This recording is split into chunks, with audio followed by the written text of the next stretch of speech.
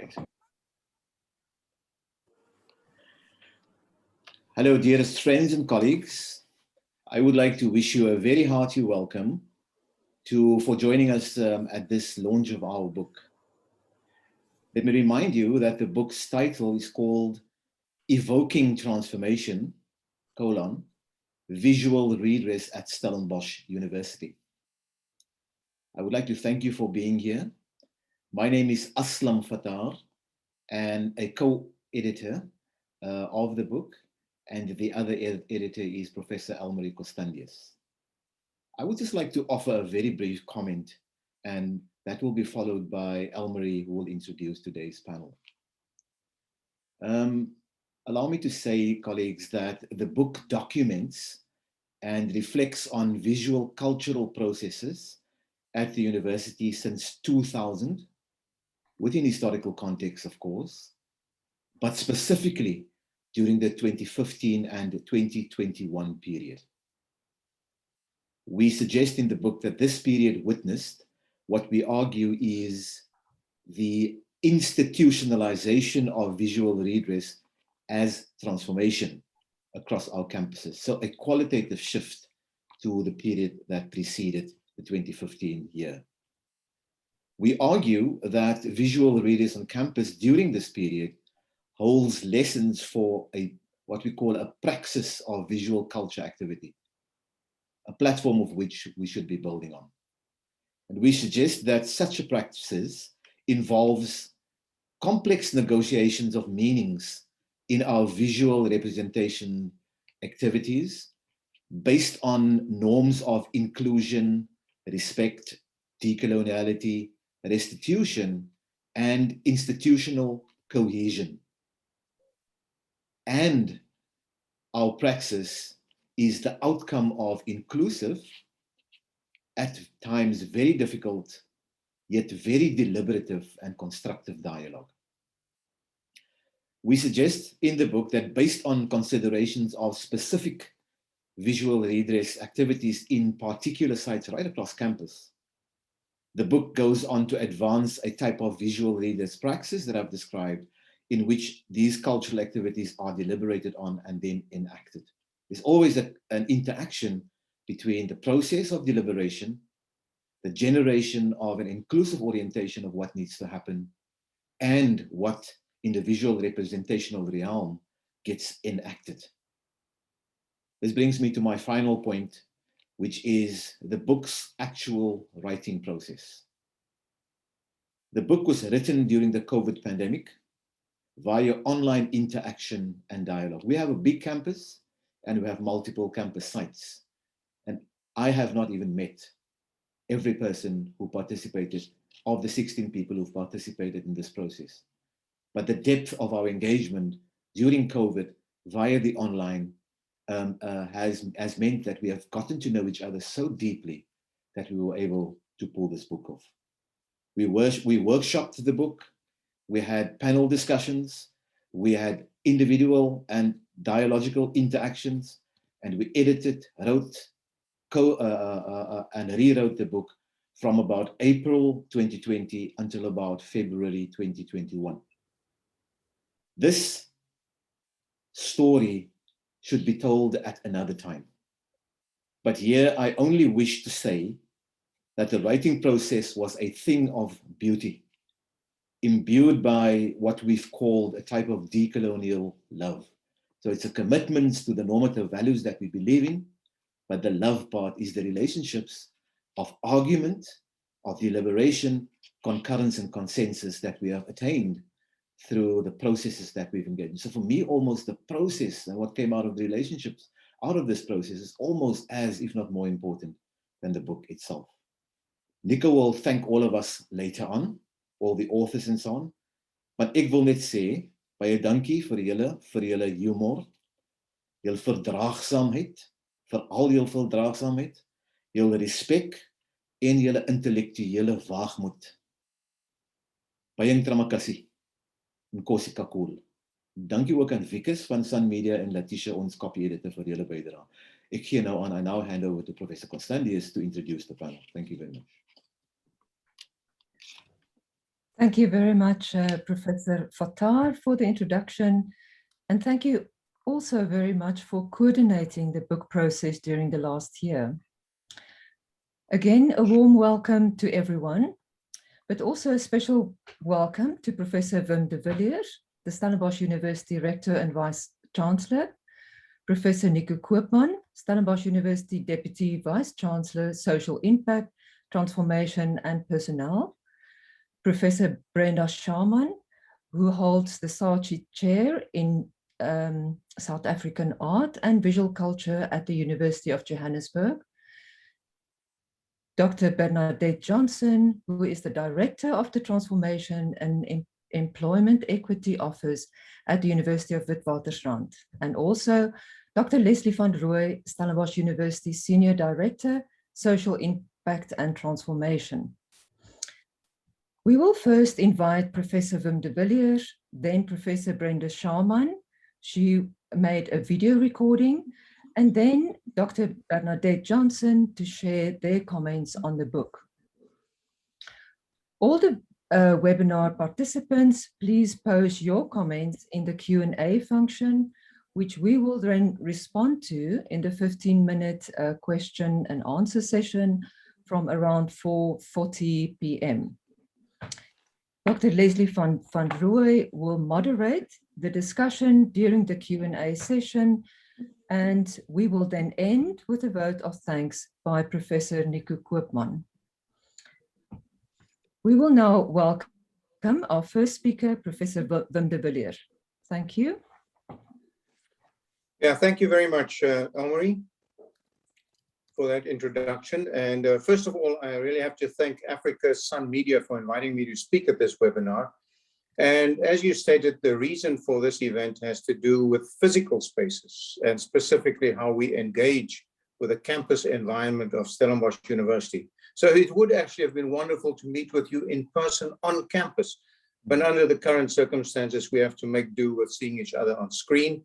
But I do know there is some light at the end of the tunnel, and we'll be able to meet face to face in the very near future. It's a pleasure to congratulate the authors, Professor Aslam Fataar and Professor Elmarie Costandius. This is a timely and very necessary publication. And further congratulations to all the authors and contributors. Your research and work covers a broad spectrum of reflection and insight into how we move in public spaces and how we engage with the physical spaces we occupy. Also, to the other speakers, Professor Brenda Schmahmann and Dr. Bernadette Johnson, I'm really looking forward to hearing your thoughts, and I believe we'll have a fruitful discussion afterwards. So hierdie boek is 'n verslag van 'n kritieke aspek van institusionele transformasie aan die US. En dit bevat hoofstukke wat geskryf is deur institusionele kenners wat generatiewe werk op die gebied van visuele regstelling gedoen het. En dit hou verband met aktiwiteite waar onderneem word om die universiteit se simbole, name, standbeelde en institusionele ruimtes te verander. Dit verwys ook na die ontwikkeling van nuwe visuele simbole en ikone, wat die tydsgees van demokratiese verandering op die universiteit se kampusse verteenwoordig. Ons het 'n verskeidenheid van kampusse. So it's important against this context to remember that visual transformation related activity in the visual culture domain of the university takes place within an institutional history of more than 150 years, The university's visual culture depicted an Afrikaner identity founded on a history of colonial segregation and apartheid. And that's why I find the title of the book interesting, Evoking Transformation. And the definition of evoke is to bring or recall a feeling, memory, or image to the conscious mind. And here the word conscious is important. And once you're consciously thinking about something, it means you can act on it. It doesn't just happen by means of good intentions. It requires action. And this publication, I believe, tracks those actions. It creates a context for the history of how our university campuses developed and reflects on, according to the introduction, quote, the pertinent aspect of institutional transformation, close quote. It goes on to say that visual redress refers to processes involving changes in the university's visual environment and culture that promote restitution, inclusivity, and institutional cohesion. And this brings me to restitution. And this is a big part of the university's strategy and forms an explicit part of our Vision 2040 and Strategic Framework 2019-2024. Within this strategic framework, we acknowledge the often problematic past of our institution. And I quote directly from our restitution statement from 2018 at the time of our centenary.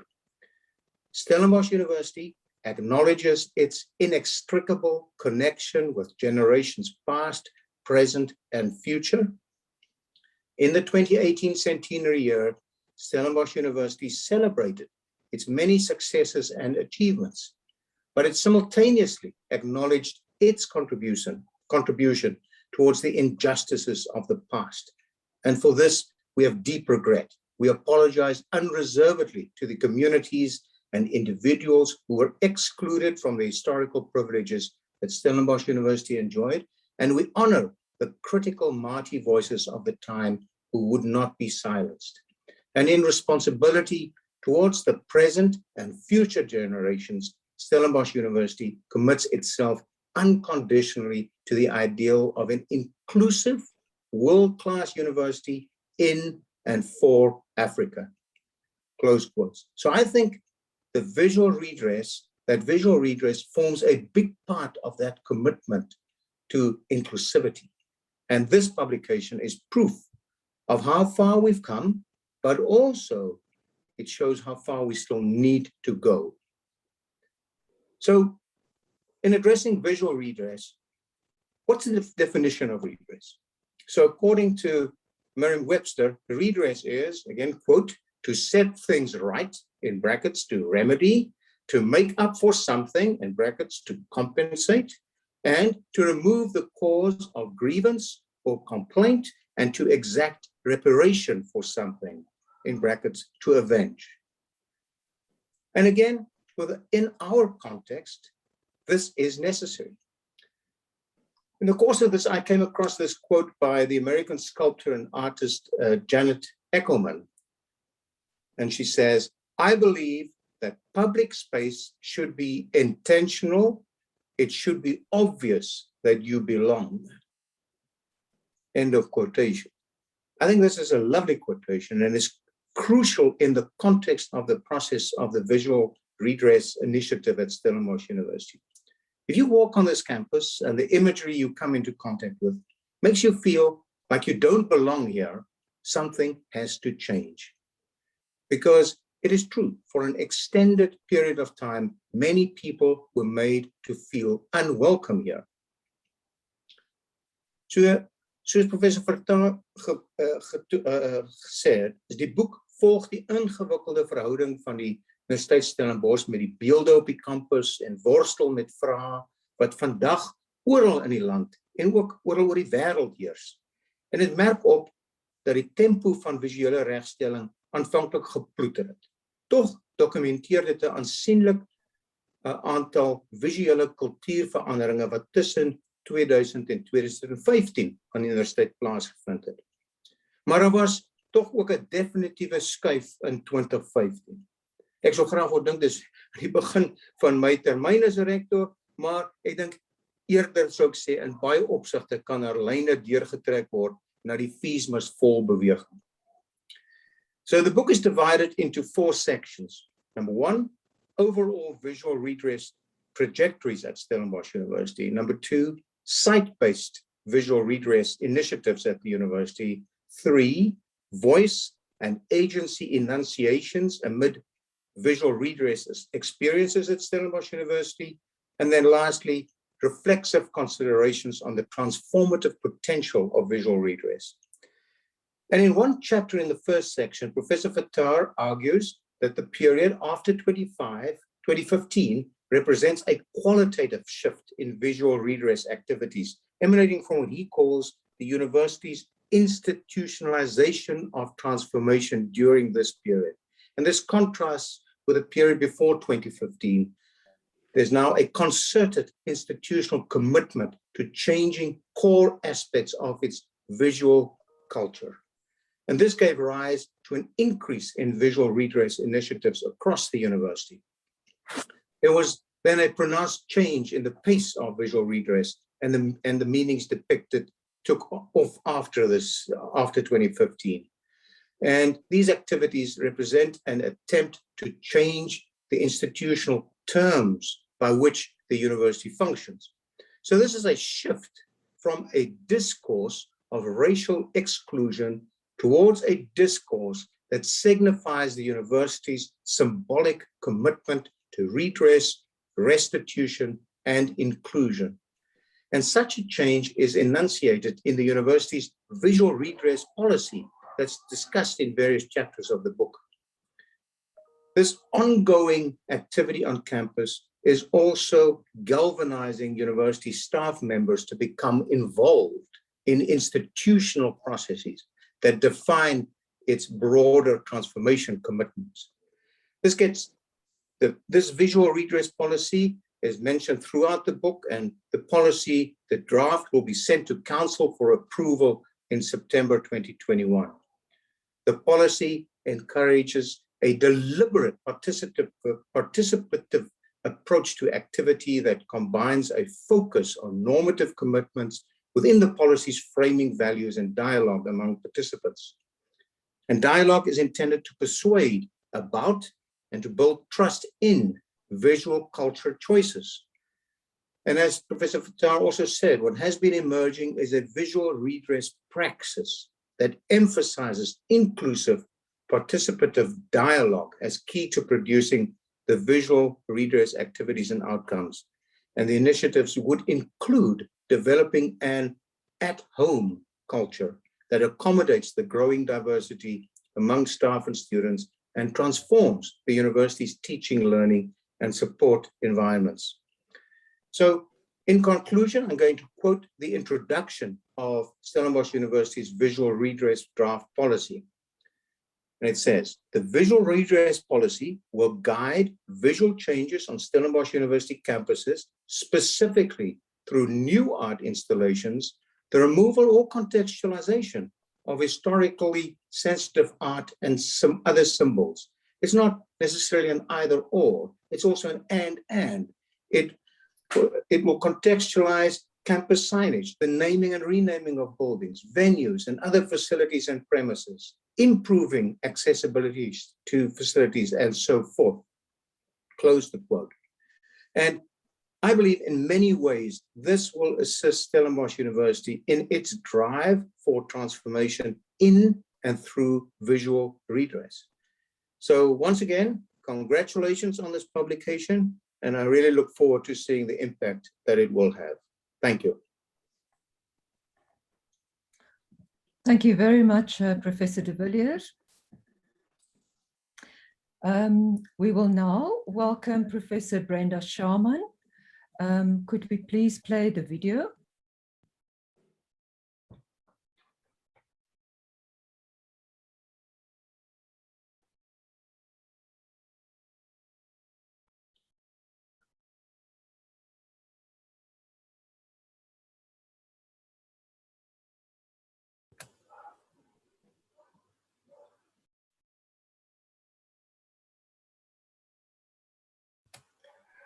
We unfortunately don't have sound.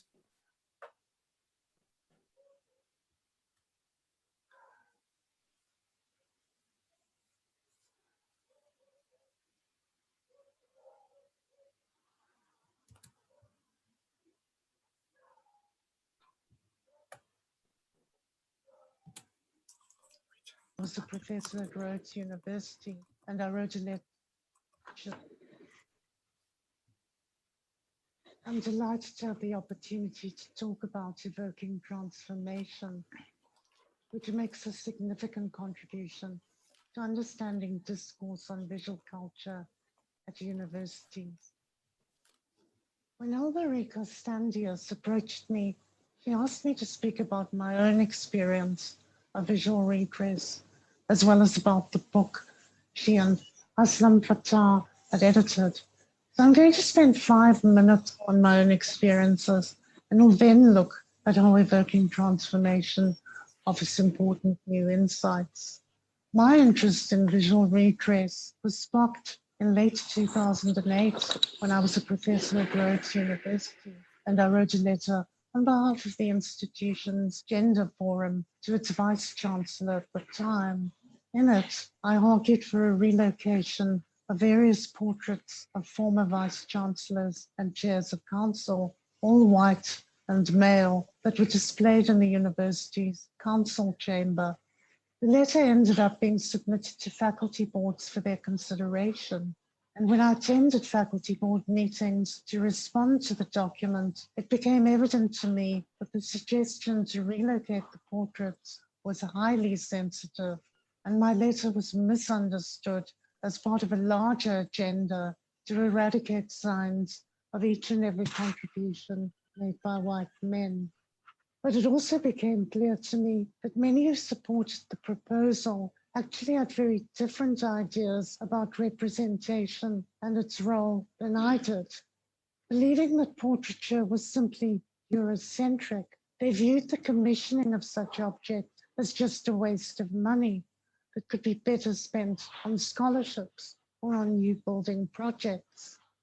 And oblivious to the complexity of museums and how they can potentially reconfigure understandings of history or shape new readings of the politics of representation, they viewed them simply as potential repositories for unwanted objects, bewailing the fact that there wasn't a suitable museum for this purpose at Rhodes.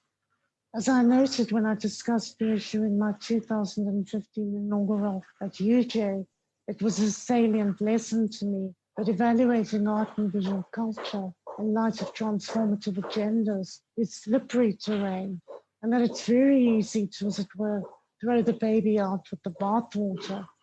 Eventually, we ended up relocating the portraits to outside the council chamber, and I motivated for a replacement work in which isiXhosa-speaking women in the Kiskama Art Project would tell the history of Rhodes University in a tapestry on all 4 walls. The replacement work is a creative reworking of the famous Bayeux tapestry, which was made in the 11th century and narrated the Norman conquest of England. If the medieval work represented an event that had resulted in a privileging of Norman cultural ideas over those of the English, its parody would enable critical reflection on the impact of Britain's own imperialism on Rhodes University. An example of visual redress, it enables a metaphorical reoccupation of the space by people who'd been divested of any agency within that cultural order. In the course of the commission and the debates about the portraits, I'd found myself not simply engaged with the pragmatics of an immediate issue, but also prompted to think more broadly about how other universities in South Africa were approaching transformation through visual culture, or if indeed they were. This engagement eventually led to my volume, Picturing Change, in 2013, after I'd moved to UJ.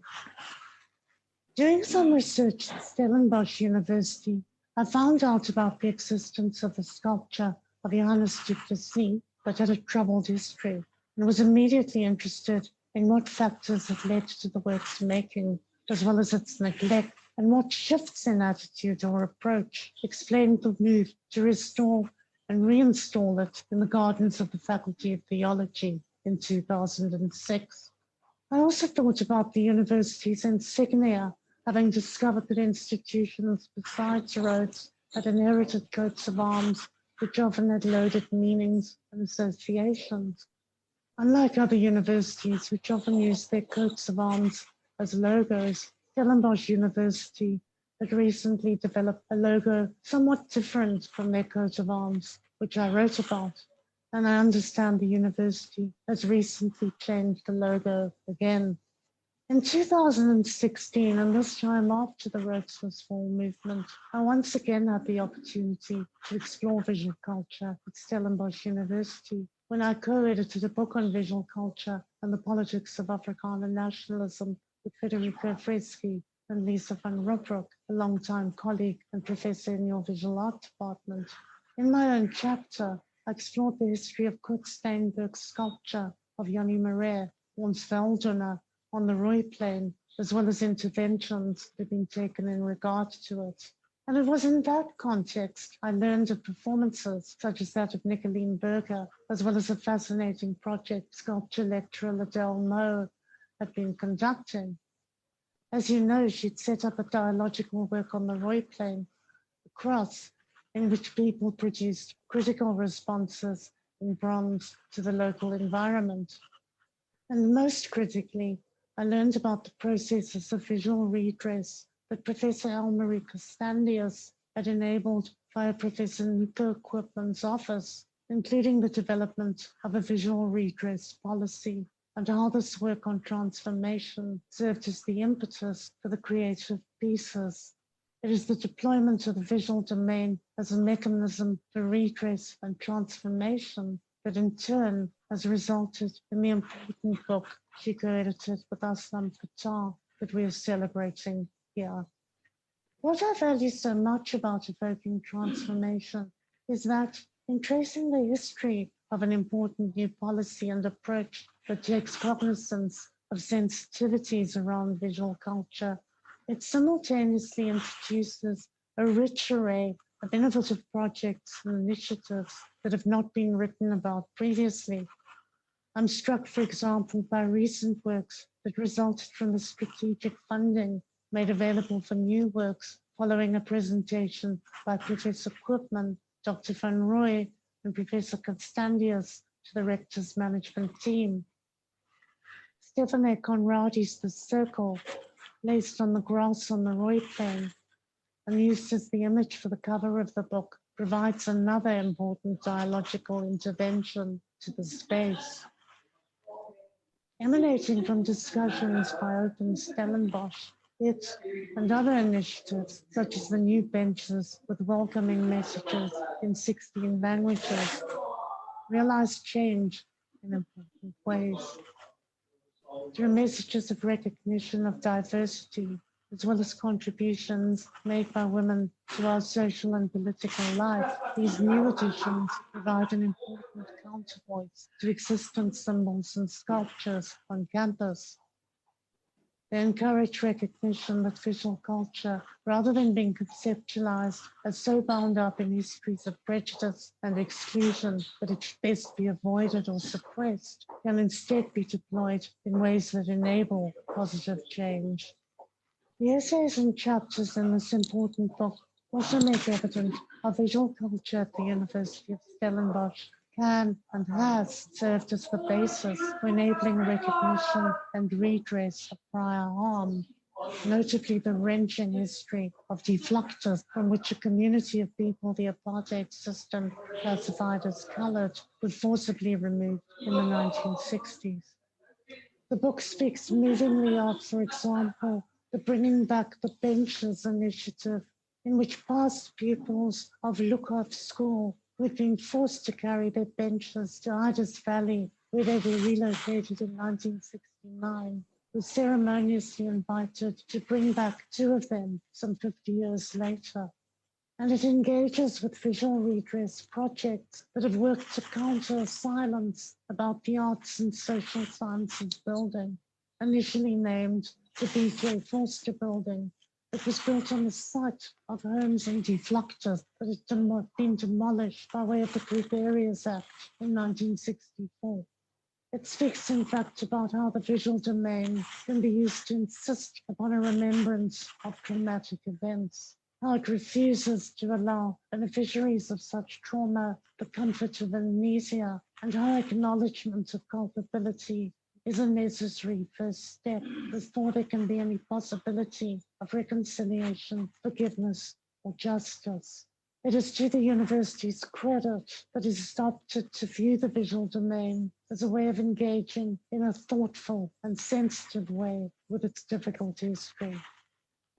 This book is also noteworthy in revealing our commitment to deploying visual culture as redress has been achieved across faculties and disciplines. The publication is also itself diverse in the sense that, along with senior people, it has provided emerging researchers as well as people from outside the academy and affected by past injustices with an opportunity to articulate their ideas about visual redress. Additionally, I appreciate the way in which contributing authors are alert to their own positionality and how this informs their experiences and responses. The outcome is a richly textured and multifocal engagement with visual redress and its role at Stellenbosch University. My warm congratulations to the editors, Aslam Fataar and Elmarie Costandius, the various authors and the publishers, Sun Media, on the release of this engaging and important book. It's one that makes a significant contribution to enhancing knowledge and understanding of the complexities that underpin transformation in and through the visual domain.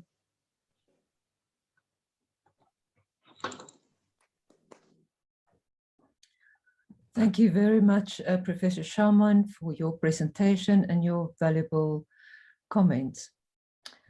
Our last speaker before the Q&A session, thank you and welcome to Dr. Bernadette Johnson. Thank you. Thank you very much. I also want to just congratulate the editors and the contributors, the authors of the book, as well as the Transformation Office, the Senior Director, Transformation and Social Impact, Dr. Leslie van Rooi, as well as the leadership of the university under the Vice-Chancellorship of Professor de Villiers, and of course, Professor Nico Koopman. I want to agree by saying that I certainly believe that the book is a seminal book. I regard it as a seminal book, and that's the extent of the significance for me, on reflective praxis. And as I read through the book, I realized the book helped me to reflect on the work of doing transformation and what I believe others in the higher education sector could be doing in relation to transformation. I enjoyed reading the book, and I think, as Professor de Villiers indicates, refers to the four-part nature of the book. My experience of reading through the different parts, from sights, voices, and of course, first the theoretical reflections, right into the transformation potential of visual redress. My sense was the book became better and better and better. And as I read the book, I experienced jotted down words that I experienced as I read the book. The creativity in the nature of using art as a medium through which to evoke, to stimulate, to ignite transformation through a process of holism, a creativity in the nature of that holism, a sense, and I think Professor Elmarie, you make mention of this, a sense, this holism of transformation being and residing completely, and the use of the body in transformation, which then permeates through the nature of the artistic representations. The genre of locating the subjectivity and deep experiences of the researcher and what motivates the involvement and commitment to transformation. The expression of vulnerability, the frustration around the slow pace of transformation, the extremely rich explanations through the experiences as we journey through the different sites, the different visual representations, which I believe are confronted from the past with the present, as well as descriptions and visual representations. I enjoyed the honesty about transformation through locating it in its oppressive apartheid history. And I thought it was interesting in relation to its scholars, understanding the depth of the role of various scholars. I thought it significant that specific faculties were engaged around science, health sciences, and tracing law, theology, and tracing the work of scholars around the crafting of the oppressive apartheid regime. Yet at the same time, the inclusive and participatory, even emancipatory nature of the engagement was an opportunity for opening up. I experienced feelings of empathy, anger at various points, frustration, compassion, and the pain that authors who were contributing, how they had brought their whole selves into the writing experience of the book. And so the authenticity behind the book was extremely palpable. This made the book not just an intellectual engagement, but I also experienced it as an enriching experience. And I suppose this is the beauty of thinking and working within a transformation space. What you've offered us here is a thinking around how do we do transformational writing. And I must say this book I regard as very important to Stellenbosch and also important to the nation because, and globally to other nations that are confronted with the coexistences of oppression, marginalization, alongside expressions and movements, and what is referred to by the editors in the first chapter of the book as the role of the public intellectual, institutional intellectuals, a concept I must say I appreciated.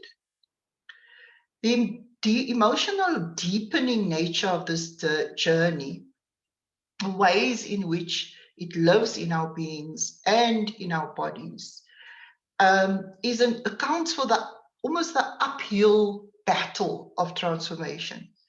And we have to caution against as well the potential exhaustion, fatigue, and burnout that lies within the nature of transformational work. As the authors indicate in the first chapter, there's no end date to transformation. And so, and I'm constantly reminded of this through the work of Sarah Ahmed in a book on being included, racism and diversity in institutional life. And so I thought as I went through this and had a sense of what was going on, what Aslam refers to as the beauty of writing the book in his introduction, it just brought into my mind as well the importance of engagement, transformation, and mental health. A number of questions and issues emerged for me as I went through the book. And it stimulated my thinking in different ways around, as I've said, the doing work of transformation. I experienced a sense and reminder that Stellenbosch is engaging in its, what I regard as a legitimization crisis. And I want to say that I believe Stellenbosch is not the only institution that grapples with this legitimization crisis. And by legitimization, I mean, does the university, does the community see themselves in the university? I think this is an important question we consistently need to ask ourselves. Would the community defend the university or come to the defense of the university?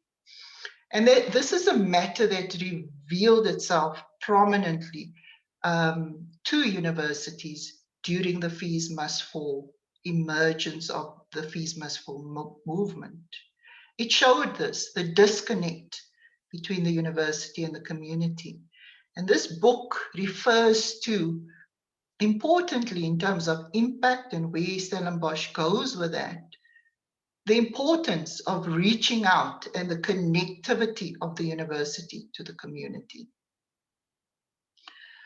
I do think, of course, we know that Stellenbosch occupies a very specific space within being the home of leading architects of apartheid, and how that frames critical disciplines and knowledge fields in the university at Stellenbosch. So the nature of this transformational work is exceptionally deep, and indeed an ongoing journey.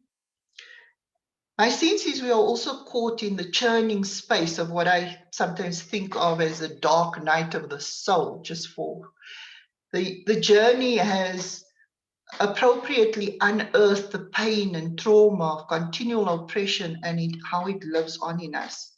I'm not sure that we know exactly how we're going to get out of it. What we do know is that we need dialogue. What we do know is that dialogue and engagement is revealing, it's authentic, it allows for vulnerability, it allows for pushback. It's a very complex moment, which also allows us then to take responsibility for our oppressive position and role. We are often confronted with what is the outcome then? And unless the outcome is clear and it can be quantified, it is as if it is not important what our journey looks like. And I think this book shows the importance of the inclusiveness of marginalized voices. And yet as well, I'm sharing this, the potential sometimes of scientists and naysayers and people who are not exactly on the same path may sometimes reduce vulnerable moments where we share where we're coming from as merely moaning sessions. I find it interesting because it speaks to institutional culture, and I know this is not referred to in the book as moaning sessions, certainly not. I am perhaps reflecting here, which the book stimulates, is my own experience of how this can be engaged with. But it certainly does show that there is institutional culture of dominance. However, at the same time, there is no homogeneity in institutional culture. There is institutional cultures sometimes, and which can be powerfully shaped by epistemologies. It somewhat may account for differences in way different scientists may engage with the work around transformation. The third point that emerged for me was the focus on process. And while this is very important in line with an emancipatory methodology, even though we focus on process, we will still be confronted with where is all of this taking us? Inevitably, the question of outcome will become more prominent as we continue to engage with process.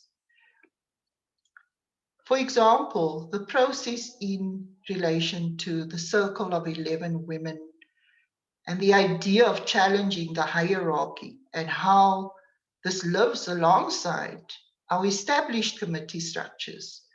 We integrate the marginalized as much as we can through committee structures to push for change.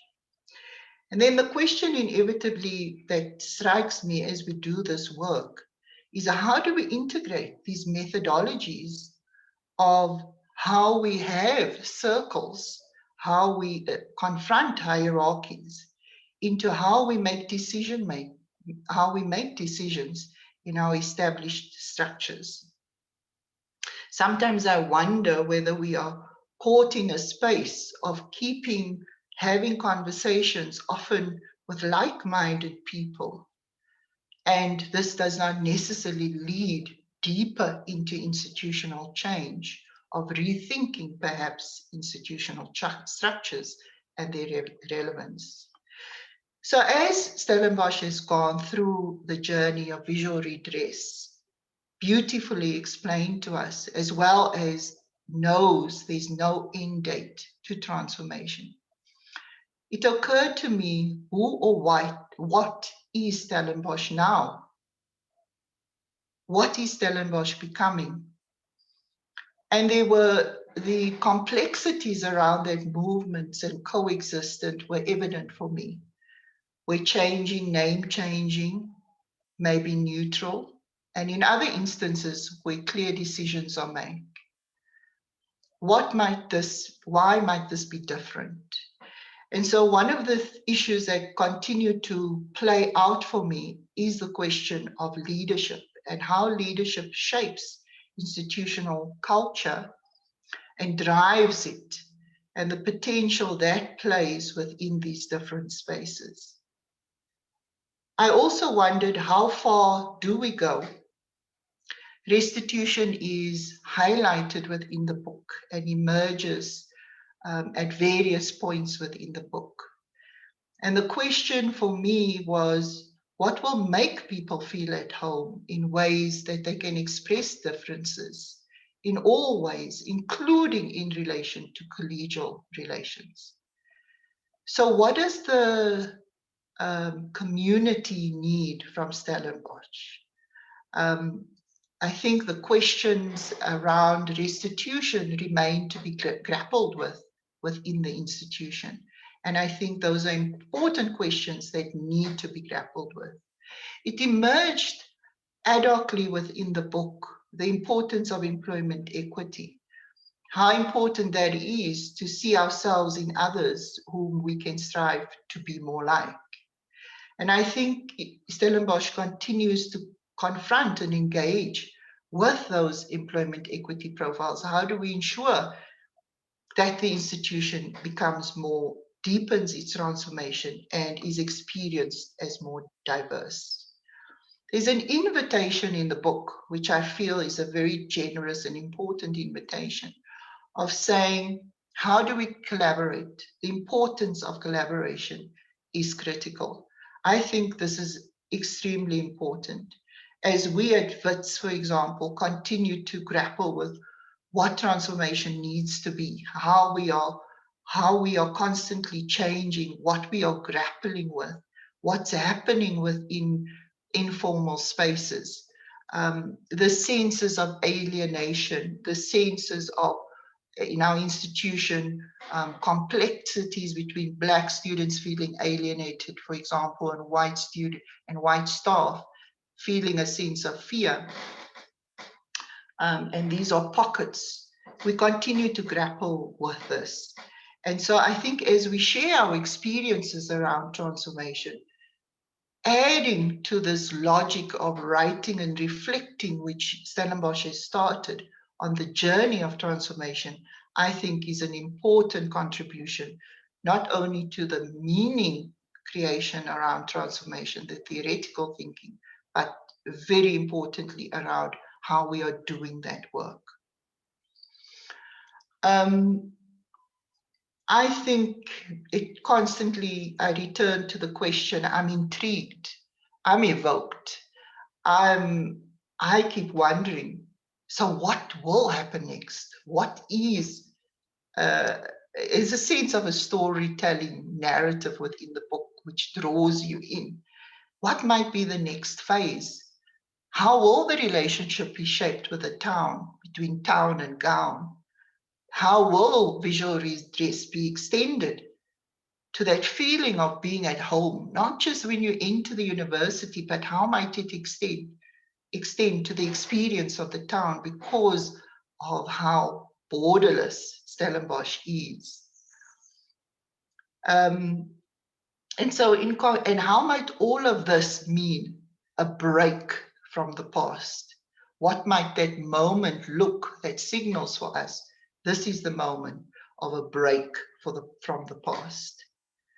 In conclusion, I would like to thank Stellenbosch again and the editors and the book, and to congratulate you again on an excellent book. And from our side, we certainly really, besides reviewing from a transformation office point of view, we would really value the opportunity to engage more, to engage further, and to reflect on transformation changes within the sector as we build transformation not only into a reflective practice, but also a worthy intellectual project. Thank you.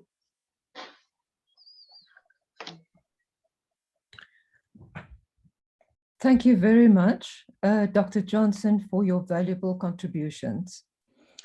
We will now ask Dr. Leslie van Rooi to moderate the Q&A session. Thank you, Dr. Leslie van Rooi. Thank you, Elmarie and colleagues, also for your very honest and open overviews of the book and your experience with the book as you've shared. I note 3 questions, one from colleague Ramesh from the University of the Western Cape, colleague Nerode from Stellenbosch, and then also Mohammed Kara from Stellenbosch. I wonder, Bernadette and Brenda, if I may, if I can ask you just to locate the idea of visual change, visual redress within the national higher education context for us in a sentence or 2. Perhaps we can start there, and then I'll briefly read the questions and ask both the panelists to answer, and also colleagues who contributed to the book, colleague Bongani and colleague Ellen. There's a specific question from Nero that I think you would want to answer. I'm not too sure if you can see the question, but I'll read the question to you as well. So Brenda and Bernadette, perhaps just something about locating the initiative or the idea of visual redress in the national higher education context. What is happening? How are things playing out post fees must fall? Just a brief overview, perhaps. I don't know if Bernadette wants to go first. No, I'm happy for you to go first. That's a tough question, Leslie. very tough. I don't know if there's an official policy, but I think what we've been left with is from the, certainly not fees must fall, but roads must fall. We've been left with this issue of visual culture as a problem in inverted commas. And I think what we need to start thinking about is visual culture as part of the solution and not just the problem. Visual culture is a dynamic way of engaging and with histories, telling our histories, and engaging critically with the past. And I think that needs to be brought into the frame as well. My own interest is in the topic is quite interesting, is that I started looking at transformative processes through the visual domain before Roads Must Fall happened. And I found, in fact, institutions were looking critically at the visual domain, were making changes. And I think what's happened is the Roads Must Fall narrative sometimes overlooked those developments that had already happened. So there's certainly work that needs to be done, but much has happened already as well. Thanks. Thank you very much, Brenda. Bernadette, perhaps something briefly that you'd like to add? Yes, I mean, my understanding is that, you know, there's been renaming of buildings and removal of structures that has happened. And it's an interesting question that I think that Jonathan Jansen raises, which is referred to in the book around are these displacements? And I think that kind of questioning makes me wonder around, do we understand the extent of the pain sometimes that people have gone through and how intergenerational this is? And so the question around, I think, which has stayed with us, are those questions around, and it continues to stay with us even globally, in the removal of statues, for example, visual representation and redress, or the confrontation of these statues. And I found that interesting in the visual redress engagement that Stellenbosch has brought to the fore, how the visual redress and art played such an important, powerful role in confronting the past, and how that then shifts the visual representation. And of course, visual representation is, I mean, when you look at a building, you also see the names are being changed. And so, for example, at Wits you have a Senate House, which is now Solomon Mashlangu. At UCT, you would have Sarah Bartman, and you have various other examples. And so I do think that as part of institutional cultural change, visual redress is important. And I often wonder, I think about employment equity as well, because then who you see standing in front of you in the lecture room, I mean, our students will say back to us when we do a survey, I was so pleased to see that there's someone like me standing in front of me in the lecture hall. So the visual representations, I think, permeate through the work of transformation. Thank you very much, Bernadette. And just to remind you, I think we owe each other a national conversation about this matter. Hopefully, post FISMAS4, we'll have that opportunity to do so in person. Colleagues, I'm going to read some of the questions, and the first one is to the contributors from Ramesh. His question is about the impact of visual redress, and specifically on a mind shift change, as he calls it. To what extent do we as contributors believe that the process and indeed also the nature of doing visual redress leads to a mind shift change? And Ramesh is of the opinion that that is what is needed in the context of South Africa. So I'm going to ask some of our contributors to say something about that. And whilst our contributors are thinking about that, I'm going to summarize Nero's question, and I wonder if I can ask Ellen to comment on this specifically. Ellen Thuis from the library, and I saw Bongani Ngijima here earlier, director of the University Museum. Perhaps Bongani, you can also say something. Nero asks, what do we do with this apartheid history of Stellenbosch University?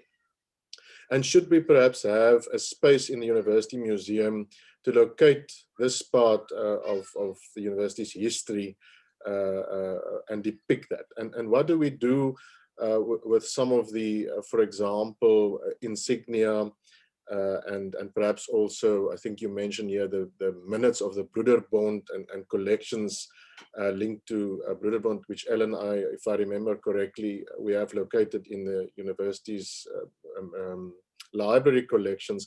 What do we do with those, and what type of link does that have with acknowledging Stellenbosch's history, and then indeed also for us to recognize something of that past, not only the stories and legacies of Beyers Naudé and Anton Lipovsky, but also the stories and legacies of the Verwoerds, etc. So the first question, Ramesh, around mind shift change to the contributors, and Aslam, you're more than welcome to start, and any other colleague who contributed to the book can switch on your camera and or microphone and comment. And then specifically, Ellen, if I can ask you on the apartheid memorabilia, if I can use that term, and what we should do with that. Should it be in a museum? Should it be public? To what extent would a public, the publicness of that influence debates and conversations around change? Aslam, would you like to kick off? Well, thank you very much for that question, Professor Ramesh Barutram. Hello, how are you? We haven't spoken in many years. I also want to connect your question to the question by Mr. Kara about who the community is that we are speaking about here. But unfortunately, just a couple of comments in a minute or two, and then perhaps we can have an opportunity to speak about this later. What this book has told us is that there is a complex set of conversations between the normative, the ideals that one wants to accomplish through one's symbolic activity in the visual representation terrain, and how a conception of that representational activity relates to all the other areas of the university with regard to transformation in the way that Bernadette spoke about them. So there is a very, very complicated conversation between how you encounter the normative in the representational terrain of visual redress and how you insert those normative debates inside of the other sectors of the university where more definitive institutional cultural practices take place, residences, the administration, teaching and learning, curriculum, research, and so on and so forth. That is a complex concept. Here the answer is that the university, we have to recover the university as a place of reason. In a sense, that gets lost in all this emotional emotional responses towards change and transformation that we're all about. The point is to open from that emotional framing an epistemological conversation. The university as the intellectual engagement place that we talk ourselves, dialogue ourselves into the best possible philosophical rationales for doing what we need to do all across the campus. That is the principal conversation. The strategic conversation is a conversation about how you do that. And what the book has taught us is where the spaces are, how the dialogues have to be dealt with, how the subjective, the affective, and the emotional are positioned inside of those spaces, how the pushback of the university's deep history speaks back to people who are trying to advance transformational attempts in the various spaces. But more importantly, how you read the openings that are being made at universities over the last 10, 15 years. History is not static. History finds a different way of expressing itself, but history also recedes in its hold and its traction. And so if you don't have an acute engagement, strategic account of how to engage inside a location, you will just be trapped by that history. And you will be mired into an emotional cyclical game out of which you cannot escape. So the conceptual conversation and the strategic conversation have to be held in one, and you have to move that conversation very, very, very, very strategically forward. With regard to who the university's community is, what this book has done is to frame the conversation about the community in more productive ways than it has been currently the case. In ways that says that we have to encounter the community as becoming a much more meaningful part of the university, for example, via a much more flexible understanding of the linguistic backgrounds of that university, the cultural backgrounds of those communities, and importantly, in getting more and more students representative out of those local communities to come to the university. That is a conversation of engagement with community, of engagement with schools, of engagement with networks in and around community that allows you dialogically and dynamically to frame back to the university what the university becomes, that the university is not just a university in and of itself, but it's a university that's framed by its surrounding articulations to the local community. This book takes us a step further along that path. Thank you. Thank you very much, Aslam. Any other contributor that would like to add? And in the meantime, Faiz, thank you. We see your hand. So Leslie, can I contribute around the mind shift? Yes, yes, of course. This is the institutional change. I think, I mean, as we all know, I believe we all know this, and then we say this to ourselves, that this is really hard work, institutional change, and it just sounds big. And I think part of the visual redress for me occupies a element of that institutional cultural change. Now we want to come to minds. The business of shifting the mind is very taxing business. And I think that in my experience, the work that we're trying to do in social justice work, in anti-discrimination work, in mediation work, in having difficult conversations and difficult dialogues to come to the actual truth, in unearthing unconscious bias.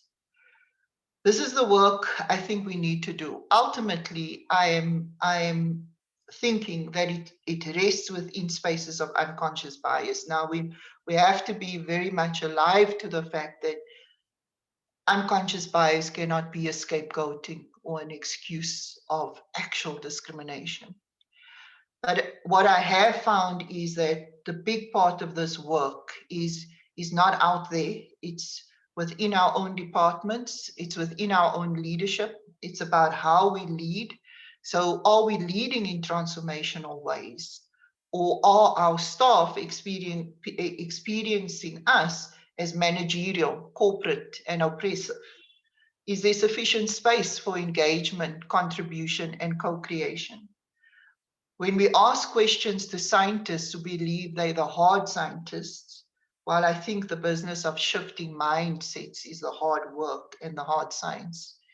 When we engage with those processes, are we sufficiently introspective to recognize that our disciplines of origin may not always sufficiently provide us with adequate explanations of what is going on?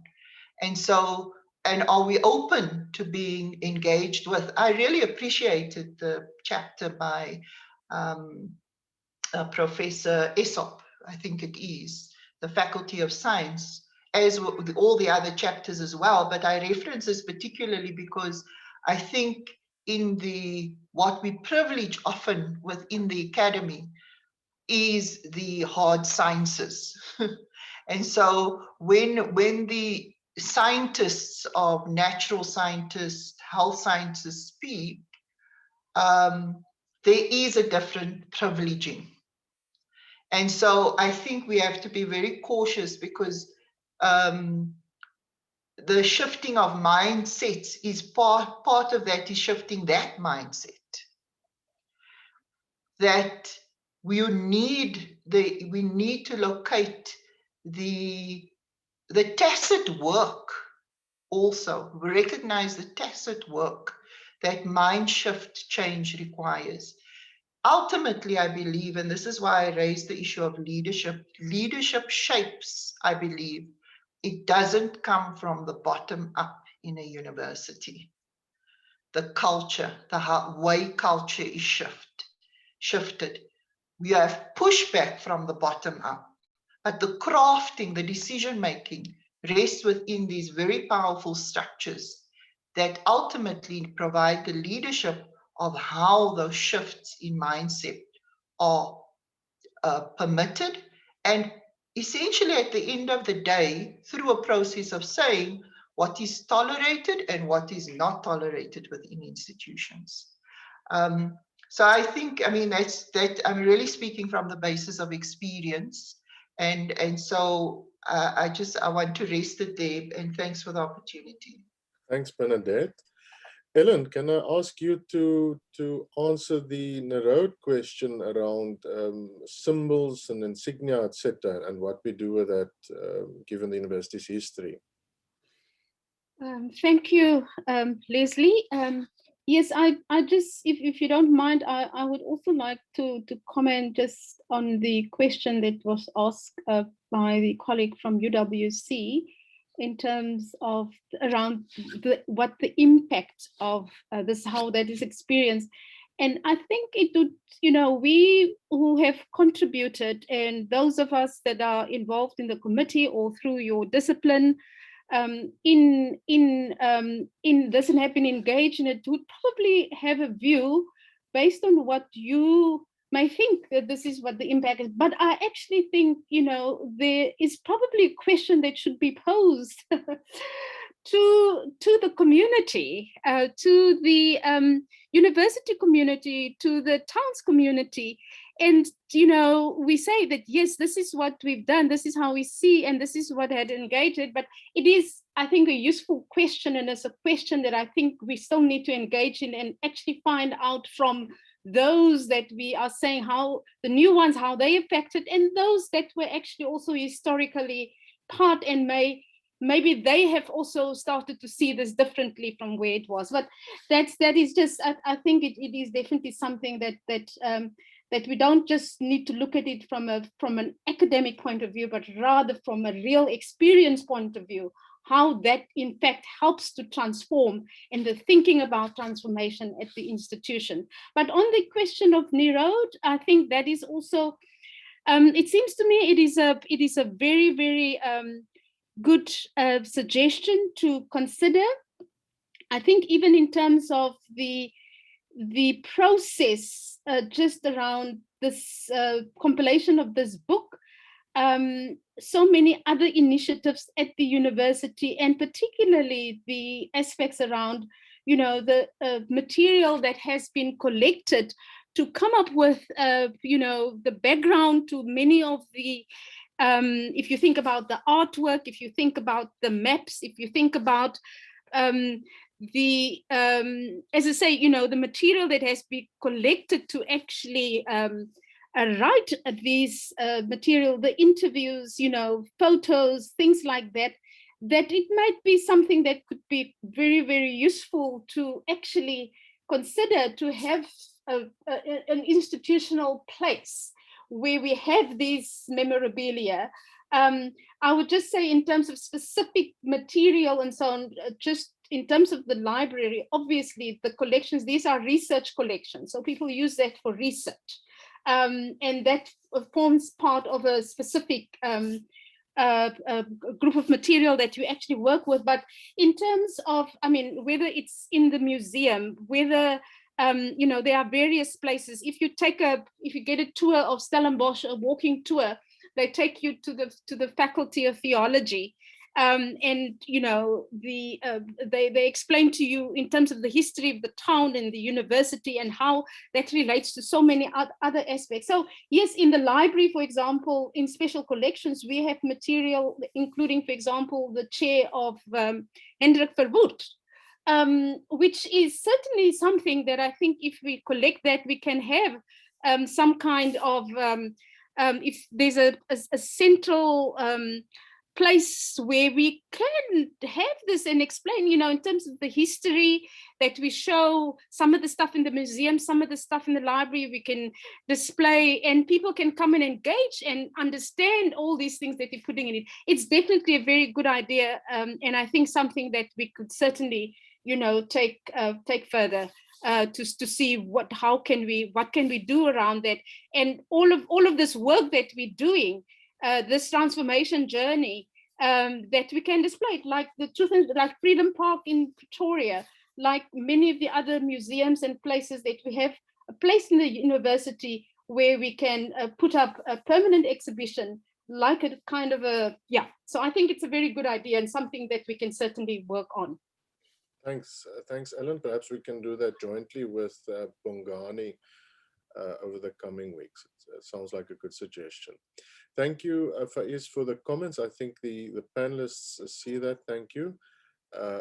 Muhammad asked a question about who really represents the community, and I think Aslam, you attempted to engage with that, or who the community should be or is, linked, Bernadette, to some of the comments that you made. And then colleague Bantu Low indicated that, specifically to the contributors, and Bantu acknowledges that indeed visual redress should not be understated or underestimated, the impact thereof, but it indicates that, of course, there are also conversations around visual redress being a type of window dressing. And that in terms of impact and change and transformation, that it is also understood as window dressing, in particular here, most definitely also in conversations at other universities. And I wonder if I can ask Fadil, Bradley, Reggie, I see you are here, other colleagues, Harun, Nisa, if you can perhaps briefly comment on that, and Aslam, I think that will be that in terms of questions. So perhaps brief comments from one of the colleagues. Fadil says no camera option, no sound, so he is not going to answer. Garonisa, Bradley, Reggie. And these are topics that, of course, we continuously struggle with in the Visual Readers Committee. Professor Nell, can I put you on the spot?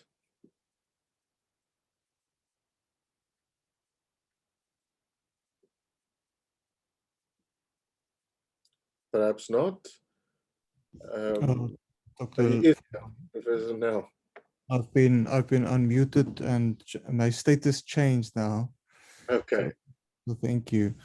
I think it is important that we see this process within the bigger picture, but also I think within the more, if I may call it local, on a local level, the bigger picture, of course, I would say specifically prompted via the Fees Must Fall campaign at Stellenbosch as well.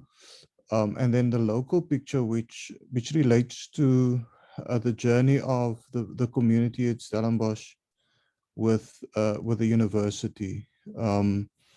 If I may just say something about the question about the community, I think it's important that we should be able to keep it in tension, hopefully a creative tension between the concerns and the questions, and also the relationship to the local community, that could mean specifically Stellenbosch and you know the broader